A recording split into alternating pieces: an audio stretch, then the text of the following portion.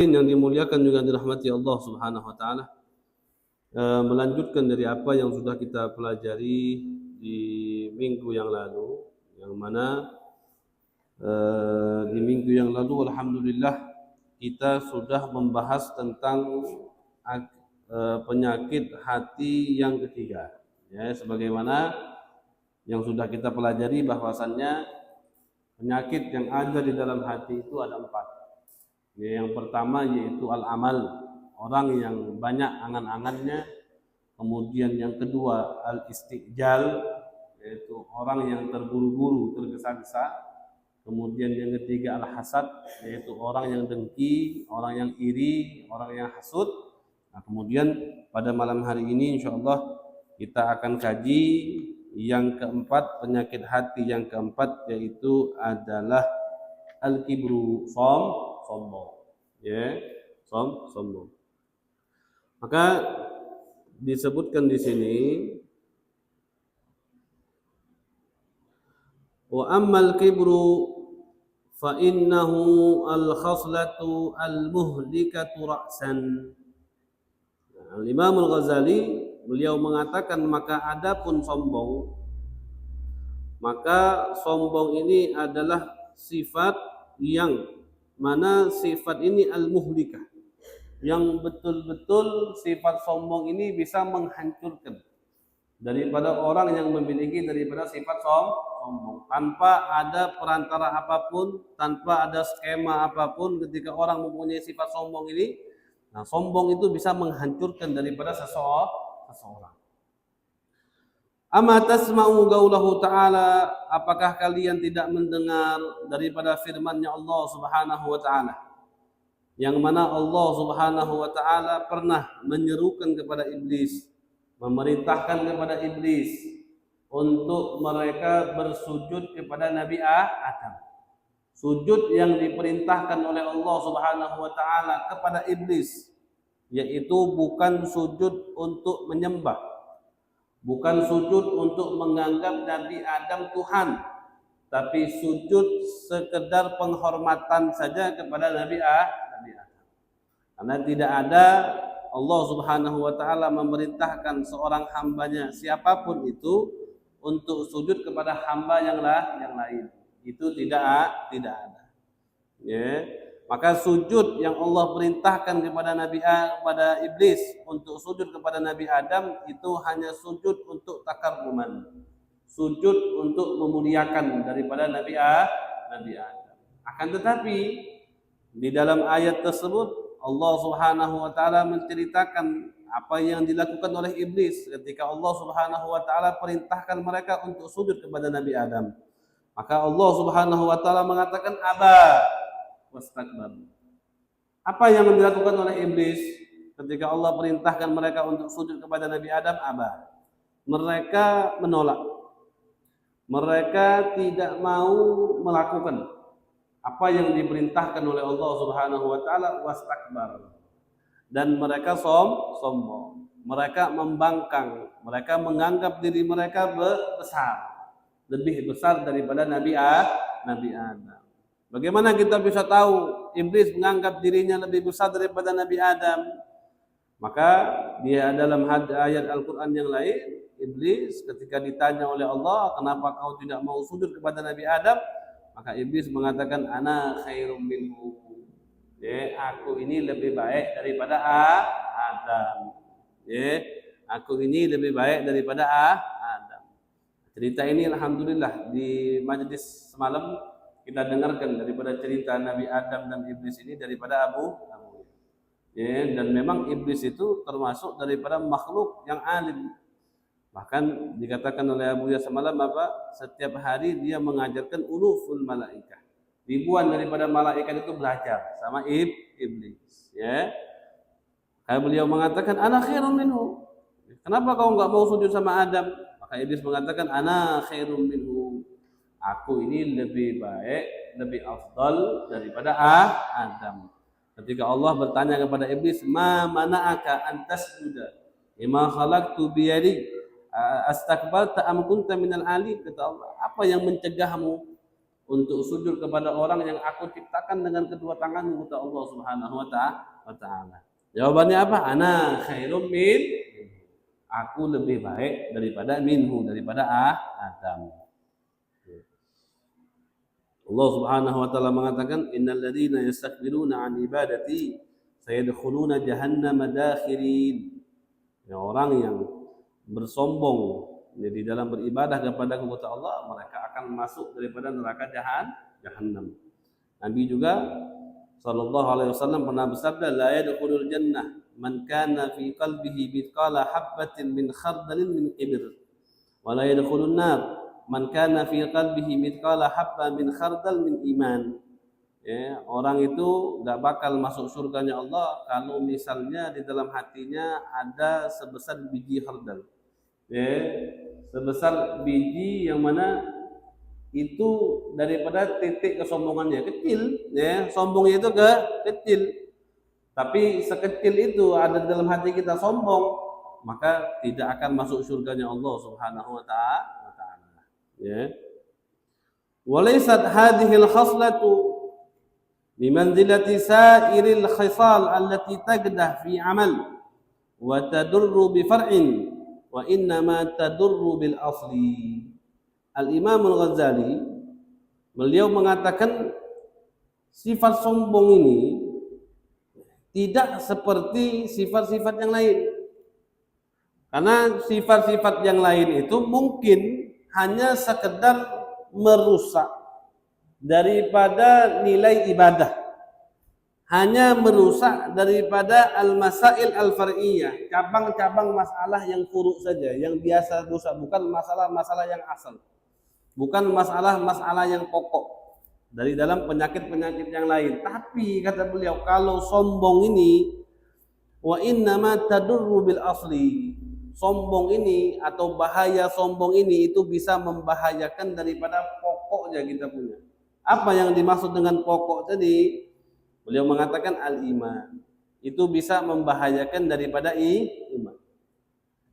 Jadi kalau penyakit-penyakit yang lain mungkin bisa merusak amal. Salat kita jadi enggak sempurna, puasa kita jadi kurang, zakatnya kita jadi kurang, hajinya kita jadi kurang. Tapi kalau sombong ini bukan hanya masalah yang seperti ini saja yang dia rusak. Bahkan lebih takutnya dan lebih dahsyatnya imannya seseorang bisa dirusak dikarenakan sombong. Ya, salah satunya contohnya apa? Iblis aba wastakbar wa kana minal kafirin. Dengan pembangkangannya dia dan dengan kesombongannya dia, penolakan dia untuk tidak sujud kepada iblis, kana minal kafirin. Iblis Allah golongkan termasuk orang-orang kafir. Berkat apa tadi? Berkat sombongnya dia. Maka kesombongan itu merusak bukan hanya nilai ibadahnya saja. Bukan hanya masalah-masalah yang sepelehnya saja, tapi bisa merusak imannya seseorang. Wa tagdah fid din wal i'tiqad. Dan sombong ini tagdah bisa merusak daripada agama wal i'tiqad dan juga daripada keyakinan. Ya, sombong bisa merusak agama, bisa merusak daripada keyakinan. Di sini banyak daripada sebagian para sahabat, tabi'in dan para ulama yang mengatakan tentang bahayanya sombong atau celakanya orang sombong. Termasuk daripada Abu Bakar As-Siddiq radhiyallahu taala anhu ardhah. Beliau pernah mengatakan, la yahqiranna ahadun ahadan fa inna saghiral muslimin indallaha kabir. Kata beliau, la yahqiranna ahadun ahadan. Janganlah seseorang itu menghinakan seseorang yang lain. Janganlah kita mengucilkan seseorang. Janganlah kita menganggap seseorang itu lebih kecil daripada kita, lebih bawah daripada kita, lebih rendah daripada kita. Fa inna saghiral muslimin indallaha kabir. Karena sesungguhnya saghiral muslimin, orang muslim yang kecil, yang biasa-biasa saja, mungkin saja di sisi Allah kedudukannya tinggi. Ya mungkin di mata kita orang ini biasa. Berapa banyak? Ya. orang yang mungkin kita ngelihatnya ini orang biasa-biasa saja, tapi di sisi Allah Subhanahu wa taala kedudukannya itu tinggi. Makanya ada ucapan yang mengatakan kam min masyhurin bi barakati mastur. Kam min masyhur bi barakati mastur. Berapa banyak orang yang terkenal, yakni terkenal bukan popularitas dikarenakan artis, bukan terkenal karena jabatannya, bukan. Yang dimaksud di sini kam min masyhur, berapa banyak orang yang dikenal orang lain dengan kewaliannya, dengan kealimannya, dengan kesolehannya, dengan akhlaknya yang baik, diberkati mastur, diberkati dia, mereka terkenal berkat mastur, orang yang enggak dikenal. Karena banyak wali-walinya Allah Subhanahu wa taala itu daripada yang tampak, yang kita bisa lihat, itu lebih banyak yang tidak tampak, yang menyembunyikan dirinya, yang menguslahkan dirinya, yang hanya dia duduk di rumahnya saja, khalwat, munajat kepada Allah Subhanahu wa taala. Mereka ini, berkat mereka ini, wali-wali yang lain ditampilkan oleh Allah Subhanahu wa taala. Ya. Al-Habib Abu Bakar bin Muhammad bin Umar As-Saggaf itu sebelum beliau berdakwah di jalan Allah Subhanahu wa taala, itu beliau khalwat selama 15 tahun. Ya. Dia di dalam kamarnya, dia sendiri khalwat 15 tahun mendekatkan diri kepada Allah Subhanahu wa taala. Wa qala Wahb bin Munabbih rahimahullah, lamma khalaqallahu jannata adnin nadhara ilaiha faqala anta haramun ala kulli mutakabbir. Imam Wahab bin Munabbih beliau mengatakan, ketika Allah Subhanahu wa taala ciptakan surga Aden, ya, nadhara ilaiha, Allah Subhanahu wa taala melirik kepada surga tersebut sambil Allah Subhanahu wa taala mengatakan anta haram, kau haram, kata Allah, ala kulli mutakabbir, atas setiap orang yang sombong. Ya, Allah katakan kepada surga tersebut, ente enggak boleh masuk kepada ente orang yang sombong. Wa qala Al-Hasan Al-Basri rahimahullah, al-ajab ibn Adam yaghsilul khar'a bi yadihi kulla yawmin marra aw marratin thumma yatakabbar yu'arid jabbar samawat.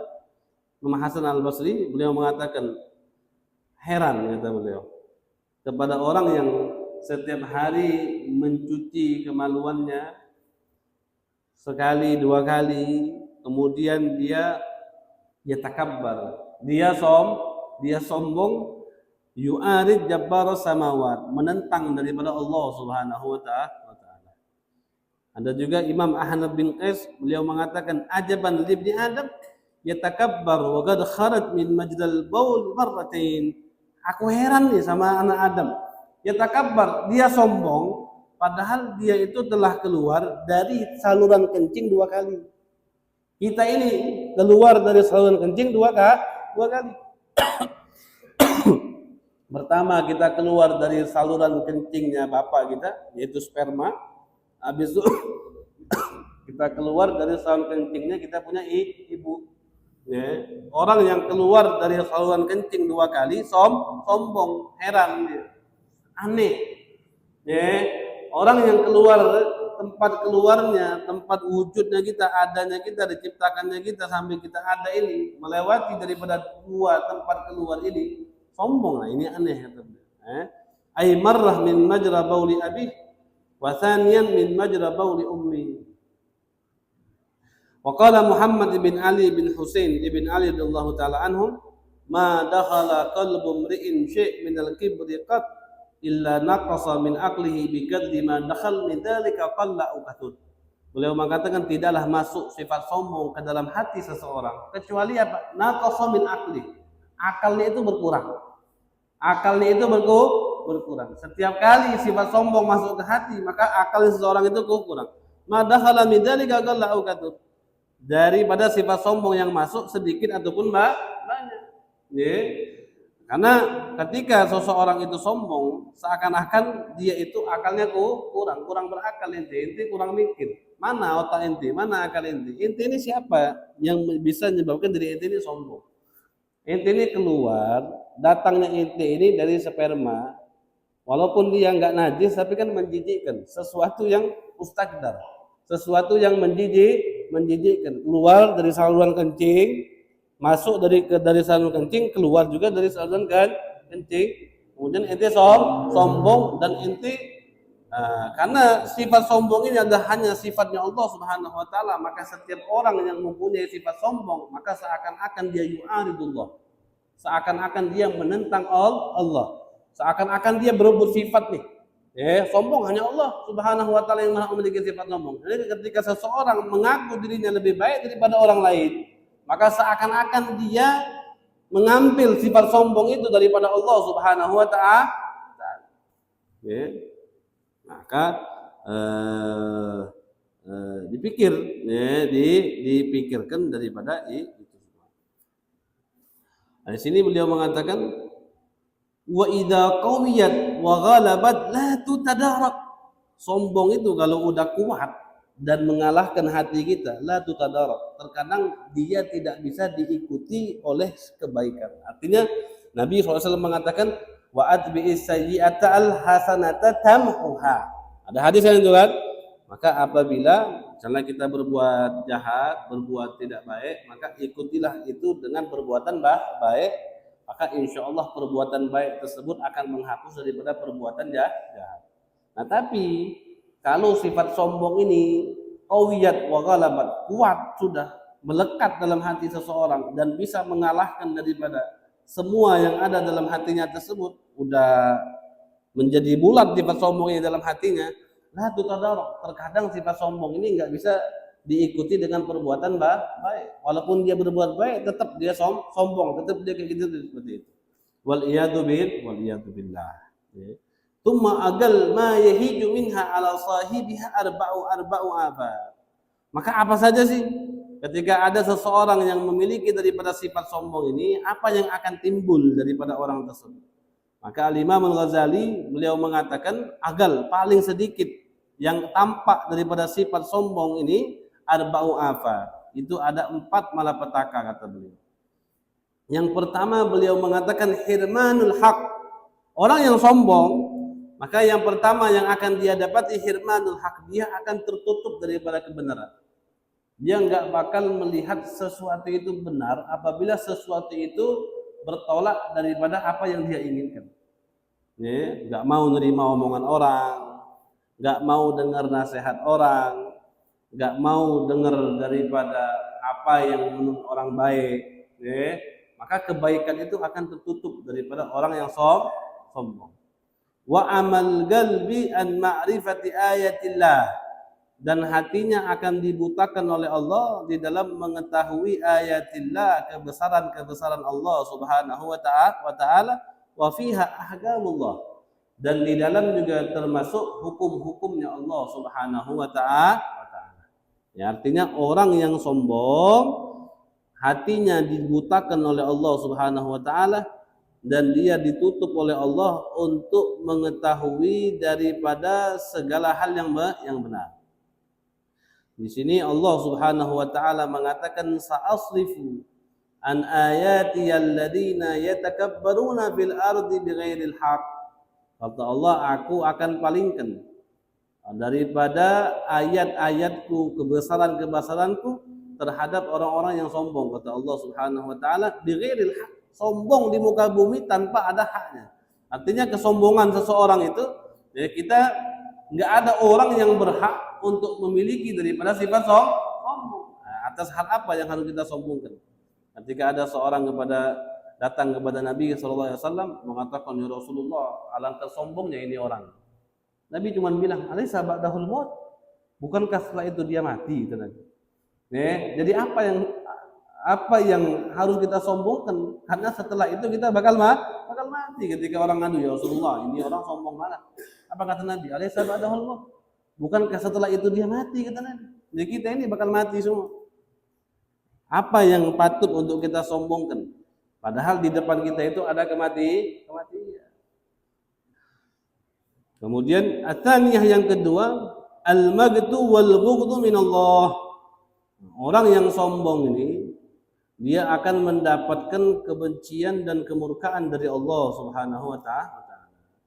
Sebagaimana Allah Subhanahu wa taala berfirman, "Innahu la yuhibbul mustakbirin."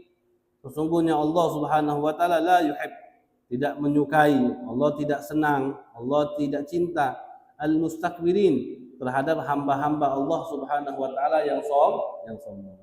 Ruwiya anna Musa alaihi salam diriwayatkan bahwasannya Nabi Musa alaihi salam bertanya kepada Allah Subhanahu wa taala, "Ya Rabb, man abghadu khalqika ilaik?" Jika Nabi Musa bertanya kepada Allah, siapa sih hamba yang paling kau murkai ya Allah? Siapa sih hamba yang paling kau benci ya Allah? Siapa sih hamba yang paling kau enggak suka ya Allah? Allah Subhanahu wa taala mengatakan, man takabbara qalbuh, orang yang hatinya sombong, orang yang hatinya angkuh, orang yang di dalam hatinya tidak mau menerima nasihat, tidak mau menerima kebenaran, tidak mau menerima fakta, tidak mau menerima musyawarah dari orang, menganggap orang itu rendah daripada dia. Man takabbara qalbuh, orang yang hatinya sombong, wa ghaludha lisanuh, dan lidahnya selalu ngomongin sesuatu yang kasar, yang jelek, yang buruk, enggak pernah keluar daripada lisannya sesuatu hal yang baik. Mencaci orang, berkata sesuatu yang kotor, menghina, memfitnah, kasar sama orang. Wa saffaga ainah, hati dia punya mata itu selalu dipejamkan atas sesuatu hal yang benar, enggak mau melakukan sesuatu hal yang benar. Wa bakhilat yaduh, tangannya itu bakhil pelit, tangannya itu bakhil pelit. Wa sa'a khuluquh, dan budi pekertinya jelek. Orang ini yang paling dimurkai oleh Allah Subhanahu wa taala. Berapa orang berarti? Ketika Nabi Musa alaihi salam bertanya kepada Allah, siapa orang yang paling kau benci ya Allah? Maka Allah Subhanahu wa taala mengatakan apa? Man takabbara qalbu, orang yang hatinya sombong. Ini yang paling dibenci oleh Allah. Wa ghaludha lisanuh, orang yang mulutnya selalu berkata kasar. Wa saffaga ainuh, orang yang selalu memejamkan matanya akan hal-hal yang baik. Enggak mau dia ngelihat hal-hal yang baik, enggak mau. Maunya ngelihatnya hal-hal yang jelek saja. Duduk di majelis ilmu, memandang guru ataupun membaca Al-Qur'an, atau dia enggak mau. Wa bakhilat yaduh, tangannya bakhil pelit dia.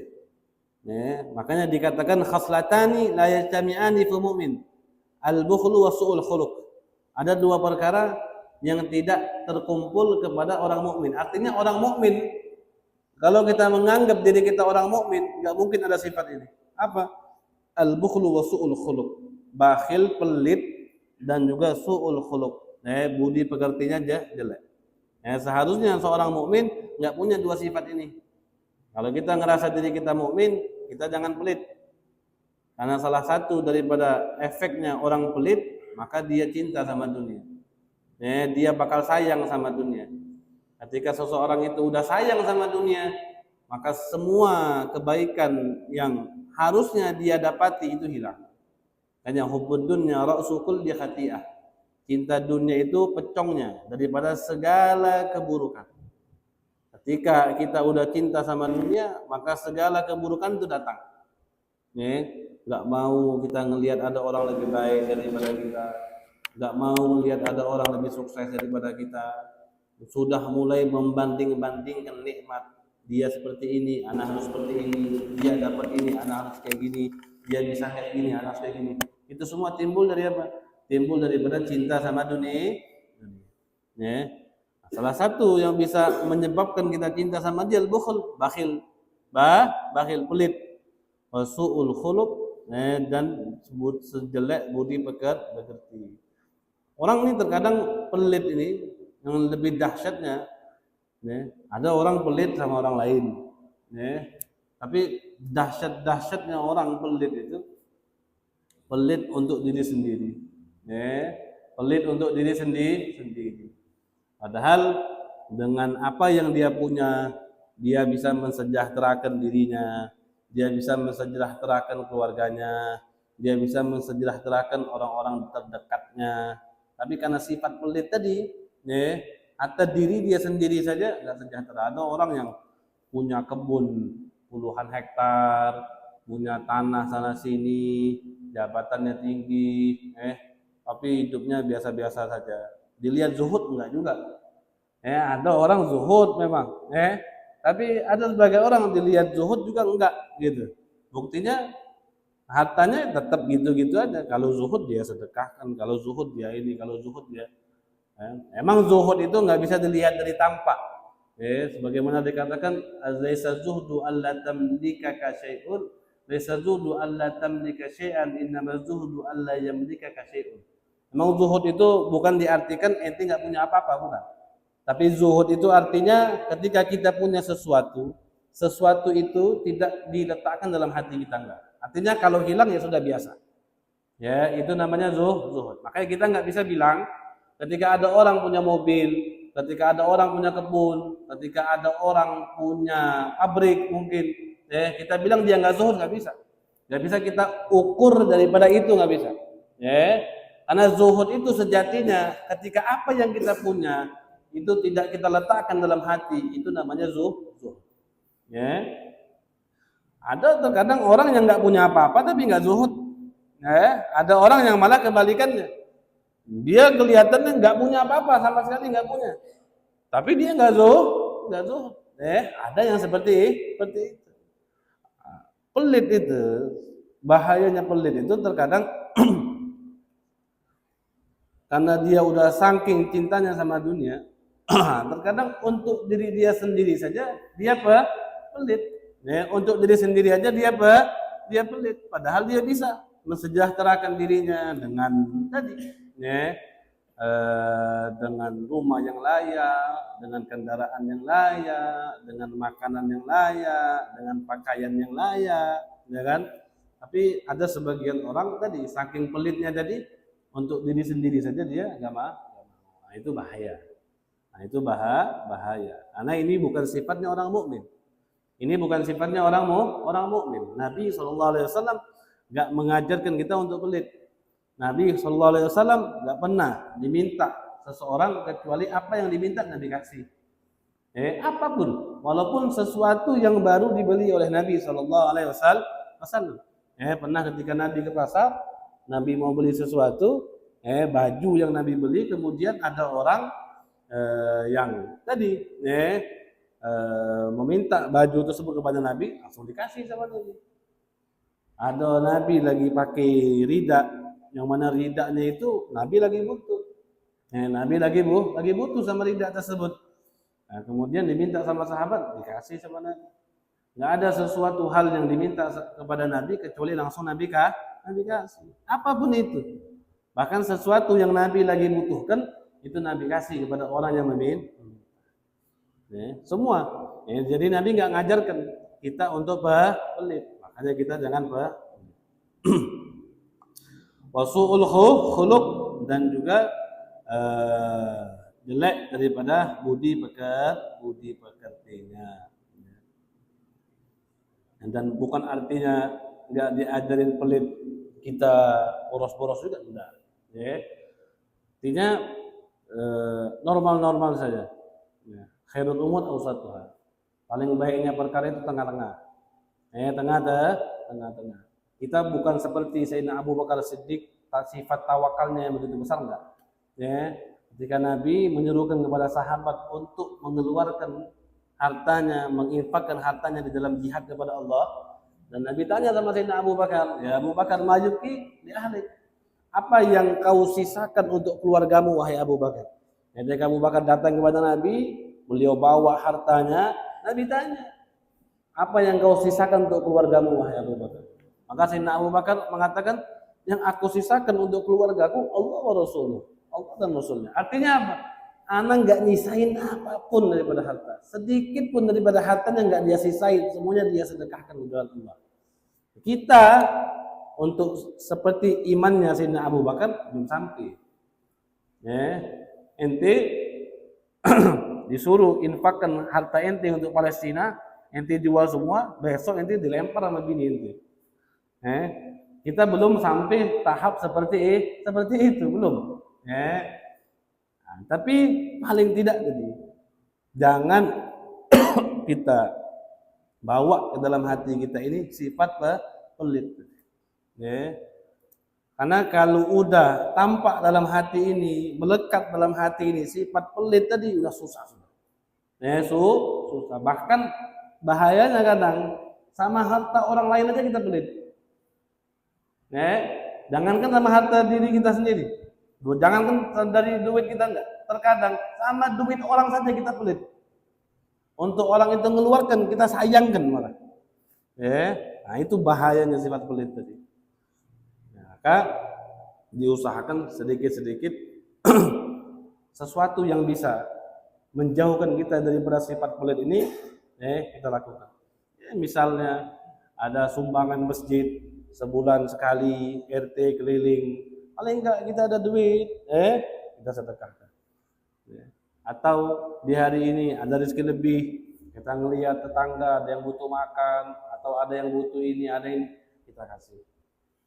Atau kita ngelihat istri kita capek, dia nih Masya Allah udah masak buat saya setiap hari, udah ngurus saya punya anak, udah mandiin saya punya anak, sudah melayani saya, ada duit lebih, kasih. Kayak gitu. Nah itu insya Allah bisa ngajarkan kita untuk tidak pelit. Terus jangan dihitung-hitung. Ini kadang duit keluar dikit dihitung berapa tinggal. Duit segini tinggal berapa. Ini hasilnya berapa ini. Sudah, udah kayak gitu ente setiap hari ente mikirin bangun tidur ente mikirin duit, sebelum tidur ente mikirin duit, berapa ente keluar, berapa ente ini. Nah sudah. Pelit tuh. Nah, nanti lama-lama pelit. Wasalisah yang ketiga daripada sifat sombong ini, al-khidyu wan nakal. Allah Subhanahu wa taala akan hinakan seseorang tersebut, wan nakal, dan Allah Subhanahu wa taala akan siksa orang tersebut di dunia wal akhirah, di dunia ataupun di akhirat. Orang yang sombong itu akan Allah hinakan dan akan Allah Subhanahu wa taala siksa dia, bukan hanya di dunia, bukan hanya di akhirat saja, tapi di dunia wal akhirah. Di dunia juga di akhirat orang tersebut akan Allah siksa. Qala Hatim rahimahullah, Al-Imam Hatim ibn Alwan rahimahullah, beliau mengatakan ijtanib an yudrikakal mautu ala salasah. Hindari, kata beliau, hati-hati. Jangan sampai kau mati, dan ketika kau mati, kau dapat di dalam dirimu ada 3 sifat ini. Hati-hati. Jangan sampai ketika kita meninggal, ketika kita meninggal ada 3 sifat yang ada dalam hati kita. Itu hati-hati, kata beliau. Apa yang pertama? Kibir, sombong. Hati-hati. Jangan sampai mati dalam keadaan sombong. Kemudian al-hirs, rakus akan harta di dunia. Rakus akan harta di dunia. Hiris itu rakus, orang yang ngumpulin harta, nyimpan harta. Wal khuyala, dan orang-orang yang khuyala. Khuyala ini dia yang berbangga-bangga. Orang yang berbangga-bangga. Terkadang sombong sama khuyala ini sama artinya. Terkadang seperti itu. Fa innal mutakabbir la yukhrijuhu Allah Ta'ala minad dunya hatta yuriyahu al-hawana min arzali ahlihi wa khuddamih. Maka sesungguhnya sombong tadi, orang yang sombong, maka tidakkah Allah Subhanahu wa taala keluarkan dia dari dunia ini sebelum ketika dia mau meninggal, hatta yuriyahu al-hawan min arzali ahlihi wa khuddamih. Allah akan tampakkan hinaan daripada orang yang paling rendah daripada keluarganya dan pembantunya. Artinya keluarga atau pembantunya akan menghinakan dia. Padahal pada waktu itu orang tersebut paling rendah, maka menghinakan dia. Wal haris, la yukhrijuhu Allah taala minad dunya hatta yuhwijahu ila qisratin aw syarbatin wa la yajidu masagha. Dan orang yang rakus ngumpulin dunia tadi nggak bakal Allah cabut daripada dunia kecuali sebelum dia mati dia butuhkan satu potong roti atau satu teguk air, dan dia nggak dapetin itu roti, nggak dapetin itu air. Wal mukhtal la yukhrijuhu Allah taala minad dunya, dan orang yang berbangga-bangga tadi Allah tidak akan keluarkan dia daripada dunia hatta yumarrighahu Allah bi baulihi wa gadarih, sampai Allah Subhanahu wa taala yumarrir itu ibaratnya Allah Subhanahu wa taala tundukkan dia dengan kotorannya sendiri, dengan air kencingnya sendiri. Ya. Wa qila man takabbara bighairi haqq awrathahu Allah taala dzullan bihaq. Orang yang sombong tanpa hak, ada sombong yang ada haknya. Terkadang kalau misalnya ada orang yang sombong, untuk kalau memang dengan kesombongan lagi bisa menjatuhkan sombongnya dia, nggak apa-apa. Artinya dengan niat, tentunya niatnya kita untuk agar orang ini sadar, bukan niat sejatinya kita sombong, bukan. Tapi kita sombong atas orang yang sombong itu bukan tujuannya kita pengen sombong, bukan. Tapi tujuannya kita pengen nyadarkan dia. Itu lihat, ada setiap sesuatu itu, baik jabatan pasti ada yang lebih tinggi, baik ilmu pasti ada yang lebih alim, baik yang kaya pasti ada yang lebih kaya, kan seperti itu. Terkadang kan orang sombong itu dia nggak sadar, karena dia menganggap diri dia selalu lebih baik daripada orang lain. Nah, terkadang dengan kesombongan di atas itu, kadang dia bisa sadar itu. Tapi niatnya kita bukan sombong atas karena kita nganggap dia lebih jelek dari kita, enggak.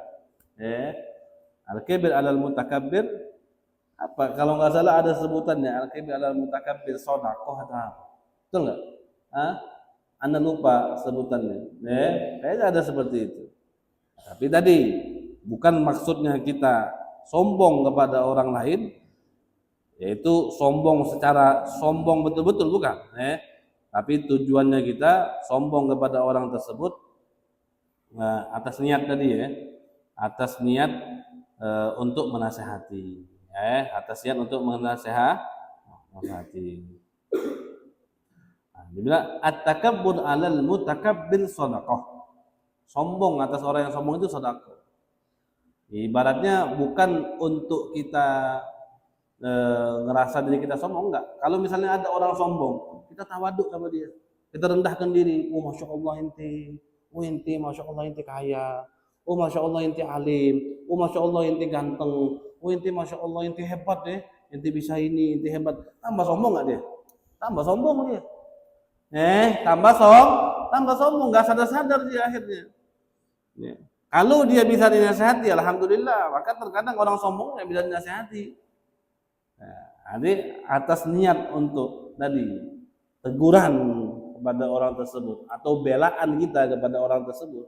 Kalau kita tambah rendah, yang kita dihina, kita di ini, tapi sedikit kita naikkan derajat kita di depan dia itu dengan tujuan untuk memberikan efek kepada dia biar dia berubah, nah itu nggak apa-apa.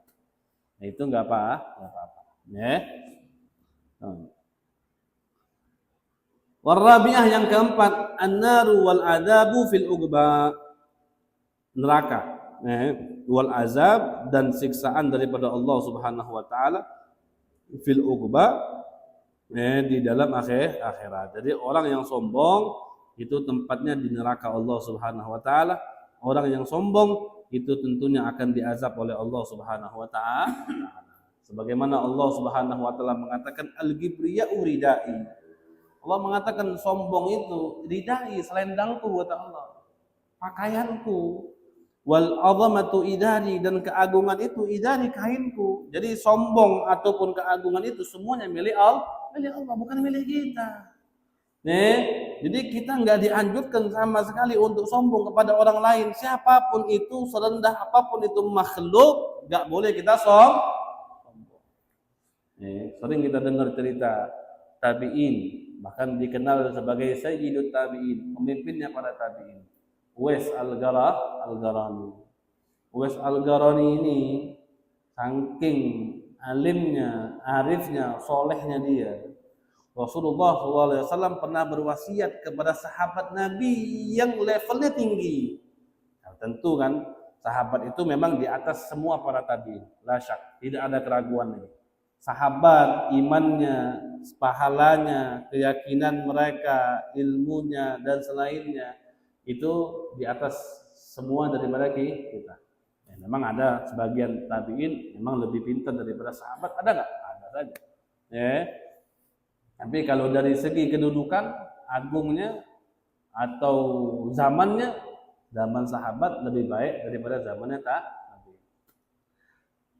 Dan setiap sahabat, setiap masa atau setiap orang tentunya mempunyai keunggulan daripada orang-orang lain. Dan tidak diragukan lagi sahabat. Ya. Ada Khulafaur Rasyidin, ya. Ada sahabat Khulafaur Rasyidin Abu Bakar, Umar, Utsman, Ali. Ada sahabat yang al-mubasyirin bil jannah, ada 10 sahabat. Yang secara umum ada yang satu-satu. Ada ashabu Badr, ada ashabu Uhud, ada ashab Bai'atur Ridwan, ada ashab Fathu Mekah. Nah, itu keagungan yang berbeda-beda. Ya, seperti itu.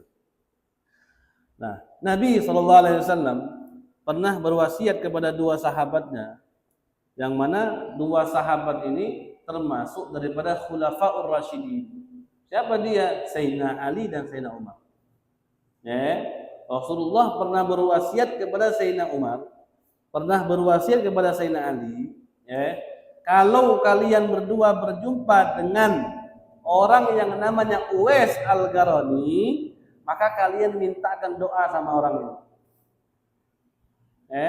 Uwais Al-Qarani tabi'in. Memang dia ini hidup di zaman Nabi SAW. Tapi dia tidak bisa berjumpa dengan Nabi, tentunya karena halangan-halangan. Salah satu yang termasuk halangannya yaitu dia punya ibu yang harus dia rawat. Dia punya ibu yang harus dia rawat. Tapi walaupun dia nggak berjumpa sama Nabi, Nabi kenal sama dia. Nabi kenal sama dia. Nah, apa kata Nabi kepada Sayyidina Umar, Sayyidina Ali? Kalau inti ketemu sama Uwais Al-Qarani, inti mintaan doa kepada dia. Inti Sayyidina Ali, Sayyidina Umar disuruh tolong inti doakan anak gitu. Rasulullah nyuruh dia kayak gitu. Inti minta doa sama Uwais Al-Qarani. Ketemu mereka. Akhirnya kita ketemu di zaman Sayyidina Umar, ketemu dengan Uwais Al-Qarani, dan mereka meminta doa kepada Uwais Al-Qarani karena itu perintah Nabi Muhammad SAW. Nanti tahu Uwais Al-Qarani yang dapat kedudukan seperti ini, makannya ini dia itu seperti anjing kalau makan bekas orang tuh di tempat tong-tong sampah. Di tempat tong itu makannya bekas orang tuh dia makan. Jadi pernah suatu hari dia makan, di samping dia tuh ada anjing ikut makan juga. Di samping dia itu ada anjing ikut makan. Seakan-akan anjing itu ngomong sama Uwais Al-Qarani, ente ini manusia, bukan di sini tempat makan ente, ini kan tempat makannya anak anjing. Seharusnya kayak gitu. Namanya manusia makannya di rumah, bukan makannya di dekat tong sampah. Nah, ini anjing ngampiri makanan yang dimakan oleh Uwais Al-Qarani. Apa yang dikatakan oleh Uwais Al-Qarani? Kalau belum sampai tahap aku ini masuk surga, maka aku belum yakin aku lebih baik dari ini. Dia ngomong sama anjing. Kalau aku udah pasti masuk surga, baru aku lebih baik dari kamu. Tapi kalau aku masih belum pasti tahu, atau kalau aku udah masuk surga, maka aku lebih baik dari aku.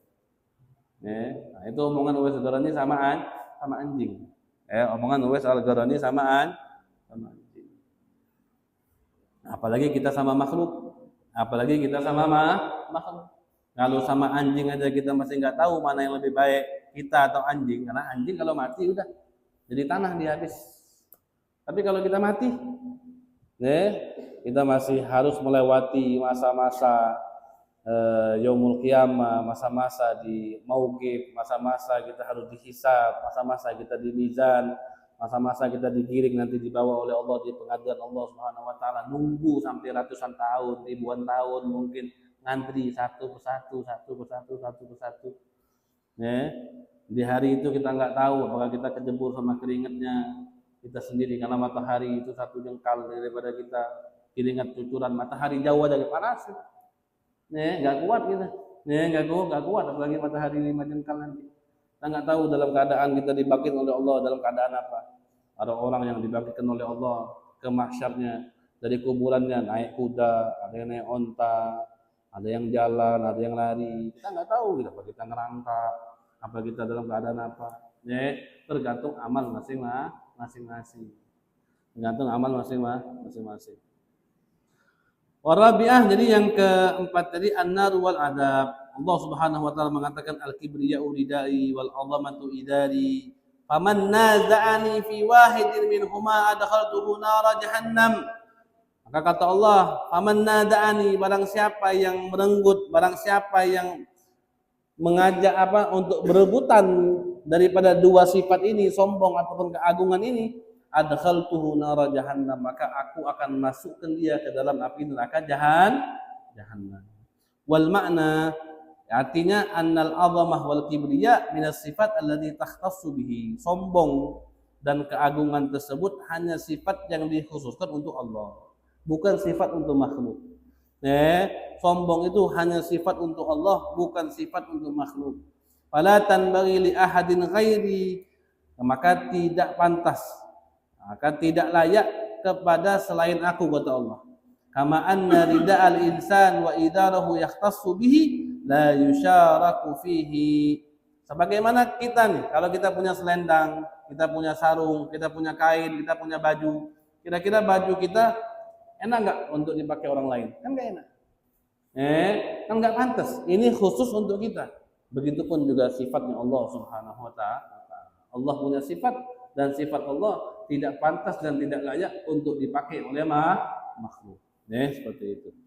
Wa inna khaslatan tufawwituka ma'rifatal haqq wa fahma ma'ani ayatillahi ta'ala wa ahkamihi alladhi huwa aslul amri kullih tuthmir lakal maqta min Allah subhanahu wa ta'ala wal khizya fid dunya wan nara fil akhirah la yanbaghi li aqlin an yaghfula an nafsihi fala yuslihuha bi idalatiha bil hadari wat taharrudi wal isti'adati min Allah min dhalika wa huwa jalla wa azza waliyul ismati wat tawfiqi bimannihi.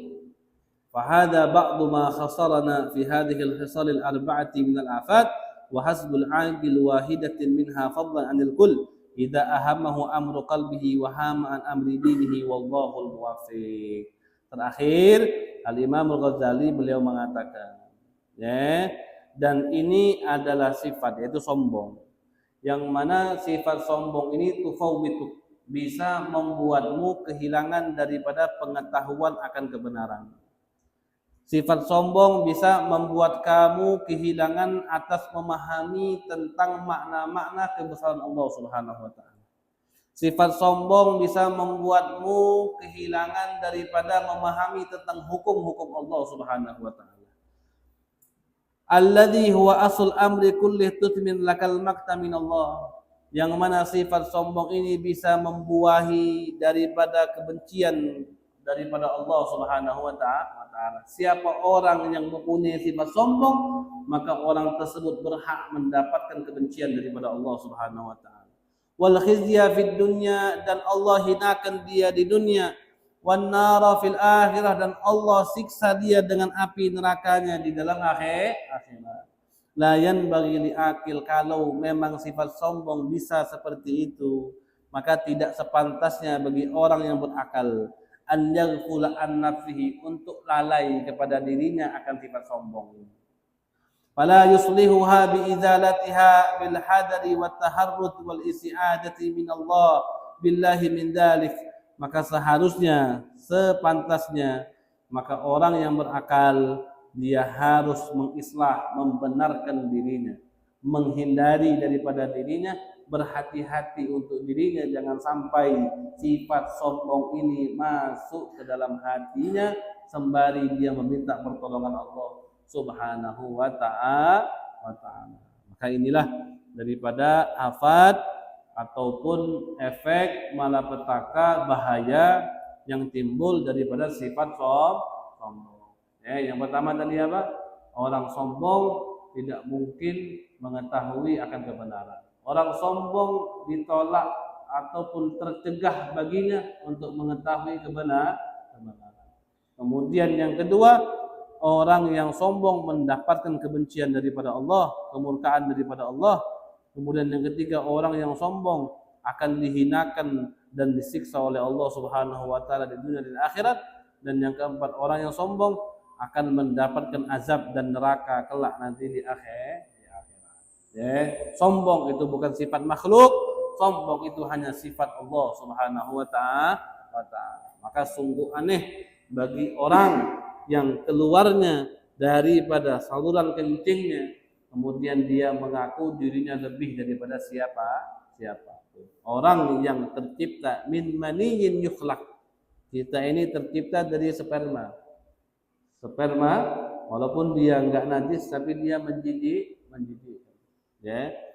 Maka kalau di bab fikih itu najis itu apa? Najis itu mustaqdarun yamna'u sihhatas shalah. Haitulah murakhas. Najis itu sesuatu yang menjijikkan yamna'u sihhatas shalah, yang mencegah sahnya salat. Itu namanya najis. Ya.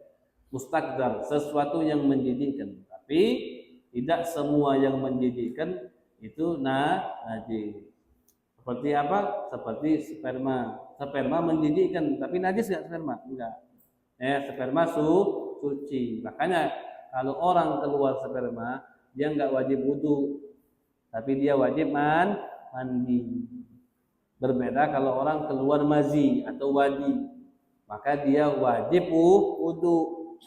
Kalau orang ente keluar mazi, ente wajib wudu, ente enggak wajib mandi.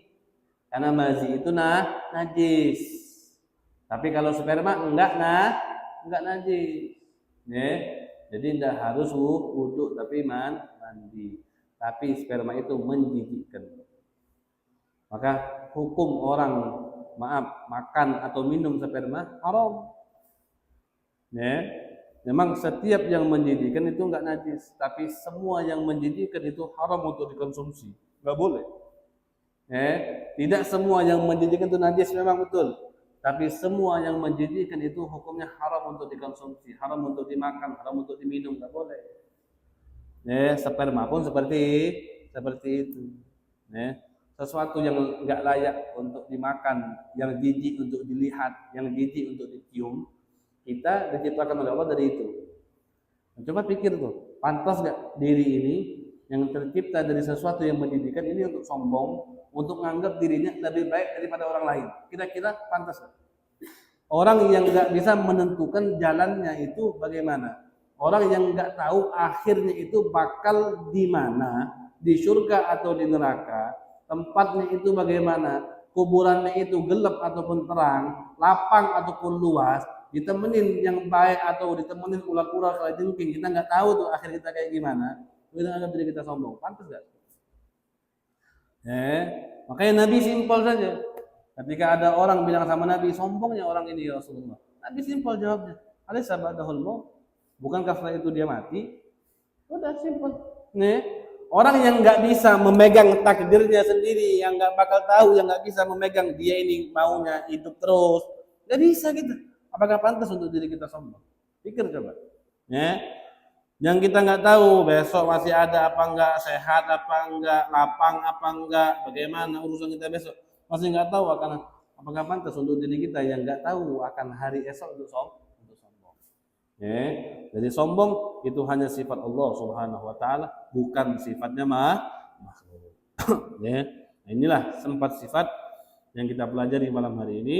Insyaallah akan kita lanjutkan lagi di pertemuan-pertemuan yang akan datang, yang mungkin insyaallah di pertemuan yang akan datang ini kita akan bahas daripada caranya kita keluar daripada 4 sifat ini. Jadi kita kan sudah belajar nih 4 sifat.